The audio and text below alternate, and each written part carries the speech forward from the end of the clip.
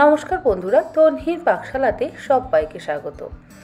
গতকাল আমি আপনাদের সঙ্গে শেয়ার করেছিলাম 25 কিলো আলুর দম ভোগের জন্য আমি কি পদ্ধতিতে বানিয়েছি। প্রত্যেক বছর মা জগদ্ধাত্রীর কৃপায় বেশ অনেকটা পরিমাণই ভোগ বানাতে হয়। এবছরও কিন্তু তার ব্যতিক্রম হয়নি। তবে এবছর পুজোর সময় যেহেতু একটু তাড়াতাড়ি ছিল, সেই জন্য ভোগ রান্নার সময়টাও আমাদের হাতে কিন্তু খুবই কম ছিল। ষষ্ঠী, সপ্তমী, অষ্টমী, নবমী এই 4 দিনের পুজো কিন্তু হয় একই দিনে, আর 4 বার ভোগ নিবেদন করা হয় মা জগদ্ধাত্রীকে। ভোগ রান্না শুরু হয় মিষ্টান্ন অর্থাৎ পায়েস আর চাটনি দিয়ে। 4 কিলো টমেটোর চাটনি হবে আর 7 লিটার দুধের পায়েস হবে। তবে 7 লিটার দুধের পায়েস করতেও বেশ অনেকটাই সময় লাগবে, আর 4 কিলো টমেটোর চাটনি করতেও মোটামুটি তো একটু সময় লাগবে। যেহেতু পুজোর সময়টা একটু তাড়াতাড়ি, তাই জন্য আমি পায়েস, চাটনি, খিচুড়ি, লাবড়া সমস্ত কিছুই প্রথমে অল্প অল্প করে নিচ্ছি। প্রথমেই অল্প করে চাটনি আর একটু অল্প করে পায়েস বানিয়ে নিলাম। অল্প করে বলতে 1 কেজি টমেটোর চাটনি আর 2 লিটার দুধের পায়েস। 2 লিটার দুধের পায়েসের জন্য 2 মুঠো গোবিন্দভোগ চাল ব্যবহার করব, অর্থাৎ 100 গ্রাম গোবিন্দভোগ চাল। 1 লিটার দুধের জন্য 50 গ্রাম, 2 লিটার দুধের জন্য 100 গ্রাম। দুধটাকে জাল দিয়ে নিয়ে চালটাকে খুব ভালো করে ধুয়ে অল্প একটু ঘি মাখিয়ে জাল দিয়ে নেওয়া দুধের মধ্যে দিয়ে গ্যাসের ফ্লেমটাকে লোতে করে ফোটাতে হবে। চাটনি তো আগেই করে নিয়েছি, তাই চাটনির রেসিপি মুখেই বলে দিচ্ছি। 1 কেজি টমেটো ছোট ছোট টুকরো করে কেটে নিয়ে অল্প একটু সর্ষের তেলের মধ্যে 5 ফোড়ন আর একটা শুকনো লঙ্কা ফোড়ন দিয়ে টমেটোটাকে দিয়ে হলুদ আর লবণ দিয়ে ভালো করে একটু ভাজা ভাজা করে নিয়ে ঢাকা দিয়ে মিনিট 5 ঢাকা দিয়ে রেখে দেওয়ার পর টমেটো ধীরে ধীরে গলতে শুরু করবে। আর টমেটোটা যখন গলে আসবে সেই সময় তার মধ্যে অল্প একটু আলু বোখরা, খেজুর দিয়ে আরও মিনিট 3 ফুটিয়ে নিতে হবে।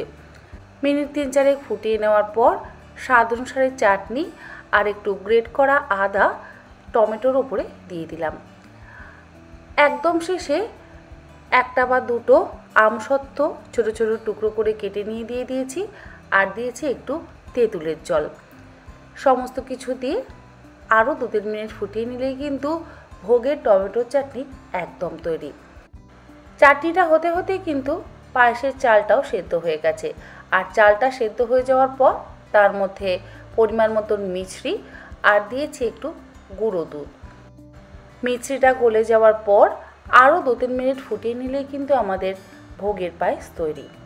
পায়েস চাটনি হয়ে যাওয়ার পর লাবড়ার সবজিগুলো কাটা হয়ে গেলে আমি লাবড়াটাও বসিয়ে দিয়েছি। কড়াইতে সর্ষের তেল গরম করে নিয়ে তার মধ্যে 5 ফোড়ন, তেজপাতা আর শুকনো লঙ্কা ফোড়ন দিয়ে সমস্ত সবজি একসাথে ভালো করে ভেজে নিচ্ছি। সবজির মধ্যে আছে আলু, পেঁপে, মিষ্টি কুমড়ো, পটল, বরবটি, শিম, থোড়, মূলো, বেগুন আর রাঙা আলু। এই 10 রকমের সবজি আমি লাবড়াতে ব্যবহার করেছি। আর আলাদা আলাদা করে কিন্তু আমি সবজিগুলো ভাজছি না, সমস্ত সবজি একসাথেই ভেজে নিচ্ছি। আলাদা আলাদা করে যদি সবজি ভাজা হয় তাহলে তেলের পরিমাণটা একটু বেশি লাগে। সবজিগুলো ভাজবার সময়তেই লবণ, হলুদ গুঁড়ো আর কাশ্মীরি লঙ্কার গুঁড়ো দিয়ে ভালো করে ভাজা ভাজা করে নিচ্ছি। সমস্ত সবজি ভাজা হয়ে যাওয়ার পর কাঁচা লঙ্কা বাটা আর আদা বাটা দিয়ে আরও বেশ কিছুক্ষণ সময় ধরে কষাতে হবে। জল ব্যবহার করবার একেবারে প্রয়োজন নেই, লবণ দিলেই সবজি থেকে যথেষ্ট পরিমাণে জল বেরোবে, আর সেই জলেই সমস্ত সবজি একদম সুসেদ্ধ হয়ে যাবে। তবে সবশেষে একটু ভাজা মশলা ব্যবহার করব। ভাজা মশলার মধ্যে আছে গোটা জিরে, তেজপাতা, একটা শুকনো লঙ্কা, ছোটো এলাচ আর দারচিনি। ড্রাই রোস্ট করে নিয়ে মিক্সিতে গুঁড়ো করে নিয়ে সেটা একদম ওপর থেকে ছড়িয়ে দিলেই দারুণ সুস্বাদু ভোগের লাবড়া তৈরি। লাবড়া হয়ে যাওয়ার পর খিচুড়িটাও বসিয়ে দিয়েছি। খিচুড়ির রেসিপি আর আলাদা করে আপনার সঙ্গে শেয়ার করছি না, কারণ এর আগে আমি খিচুড়ির রেসিপি অলরেডি আপনাদের সঙ্গে শেয়ার করেছিলাম। মানে 16 কেজি চাল ডালের খিচুড়ির রেসিপি কিন্তু আমার জগদ্ধাত্রী পুজোর জন্য অলরেডি শেয়ার করা আছে, তাই আজকে আর খিচুড়ির রেসিপিটা শেয়ার করছি না।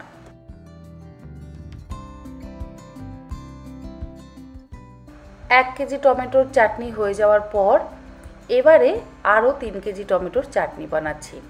প্রথমেই বললাম না, পায়েস, চাটনি, লাবড়া, খিচুড়ি এগুলো আমি অল্প অল্প পরিমাণে আলাদা করে বানিয়ে নিচ্ছি। বাসন্তী পোলাওটাও আলাদা করে বানিয়ে নেব, মানে 250 গ্রাম চালের বাসন্তী পোলাও প্রথমে আলাদা করে বানাবো, তারপরে মানে একদম শেষে 7 কেজি চালের বাসন্তী পোলাও বানাবো।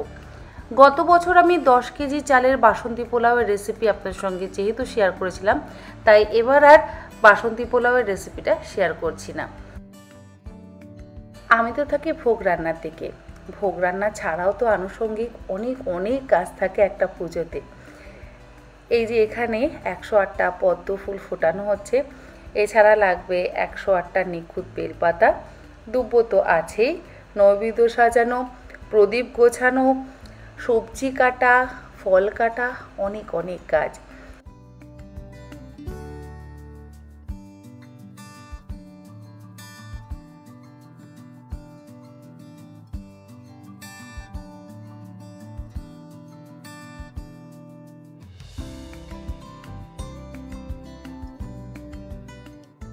চাটনি, পায়েস, 5 রকম ভাজা, লাবড়া, খিচুড়ি হয়ে যাওয়ার পর এখন হচ্ছে আলু ফুলকপির ডালনা। 12টা ফুলকপি কাটা হয়েছে আর তার সাথে ব্যবহার করা হয়েছে 2.5 কেজি আলু। আলু ফুলকপির ডালনাটা হতে হতে অপরদিকে আমি পনিরটা কেটে নিচ্ছি। 4 কেজি পনির আনা হয়েছে। পনিরটাকে একটু বড় টুকরো করে কেটে নেব, আর এটা দিয়ে বানানো হবে শাহি পনির। শাহি পনির বলতে সম্পূর্ণ নিরামিষ শাহি পনিরই হবে, কোনো রকম পেঁয়াজ রসুনের তো ব্যাপার নেই। অল্প একটু আদা বাটা, কাঁচা লঙ্কা বাটা, চারমগজ আর কাজু বাদাম বাটাটা দিয়ে গ্রেভিটা হবে। একদম শেষে গরম মশলার গুঁড়ো আর একটু কসুরি মেথি ড্রাই রোস্ট করে নিয়ে উপর থেকে ছড়িয়ে দেব। তবে রান্নাটা হবে অবশ্যই সাদা তেল দিয়ে। সাদা তেলের মধ্যে গোটা গরম মশলা, তেজপাতা ফোড়ন দিয়ে তারপরে পনিরের গ্রেভিটা তৈরি করা হবে। আর পনিরটাকে একটু হালকা করে ভেজে নেব। বড় বড় টুকরো করে প্রথমে কেটে নিচ্ছি, তারপরে পনিরগুলোকে হালকা করে ভাজতে হবে। 108টা মাটির প্রদীপ ধুয়ে শুকনো করে নেওয়া হয়েছে, আর সলতেগুলোকে তেলে ভিজিয়ে রাখা হয়েছে। প্রদীপগুলো শুকিয়ে যাওয়ার পর এবারে সলতেগুলো দিয়ে প্রদীপগুলোকে রেডি করে রাখা হবে। যখন প্রদীপগুলো জ্বালা হবে তারপরে প্রত্যেকটা প্রদীপের মধ্যে সর্ষের তেল দিয়ে দেওয়া হবে।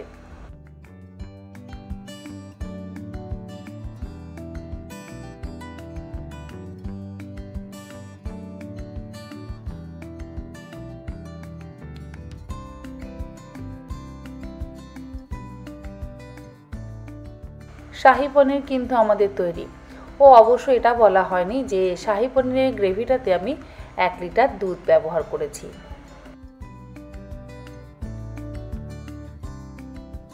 আলুর দমের রেসিপিটা তো আমি গতকালই আপনাদের সঙ্গে যেহেতু শেয়ার করেছি, তাই আজকে আর এর মধ্যে আলুর দমের রেসিপিটা বললাম না। সপ্তমীর অন্নভোগে মাকে নিবেদন করা হয়েছে 5 রকম ভাজা, লাবড়া, খিচুড়ি, চাটনি আর পায়েস। ভোগ নিবেদন করার পর যারা প্রসাদ গ্রহণ করতে চায় তারা কিন্তু প্রসাদ গ্রহণ করে নিয়েছে। এরপরে তৈরি হচ্ছে অষ্টমীর ভোগ, আর অষ্টমীর ভোগে দেওয়া হবে আলু ফুলকপির ডালনা, আলুর দম। নবমীতে অবশ্য পনির দেওয়া হবে বাসন্তী পোলাওয়ের সাথে। মোটামুটি অনেকটা রান্নাই কিন্তু আমাদের এগিয়ে গেছে। একদম শেষে তৈরি করব 7 কিলো চালের বাসন্তী পোলাও। এই যে সপ্তমীতে মাকে ভোগ নিবেদন করা হয়ে গেছে।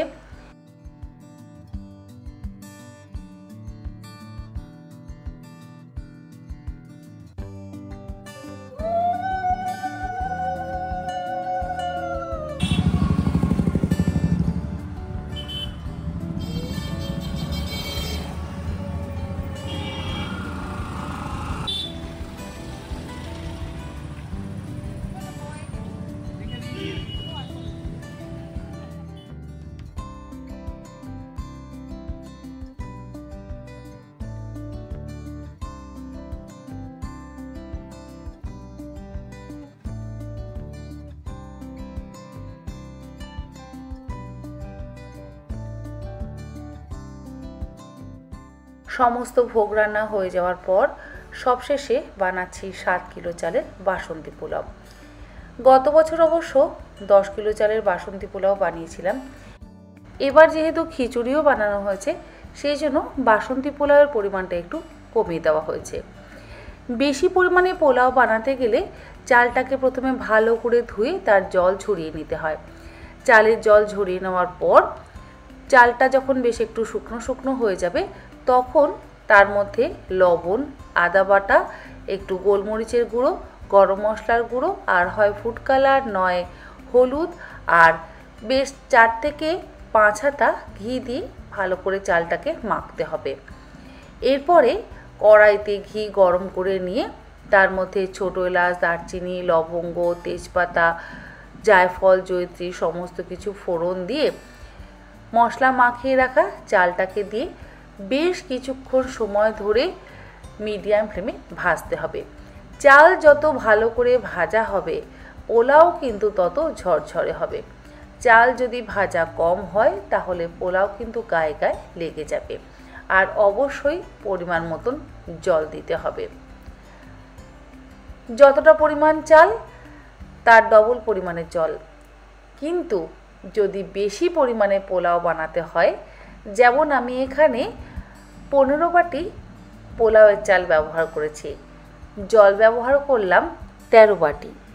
যেহেতু চালের পরিমাণ বেশি, জলটা একটু কম ব্যবহার করলে পোলাওটা ঝরঝরে হয়।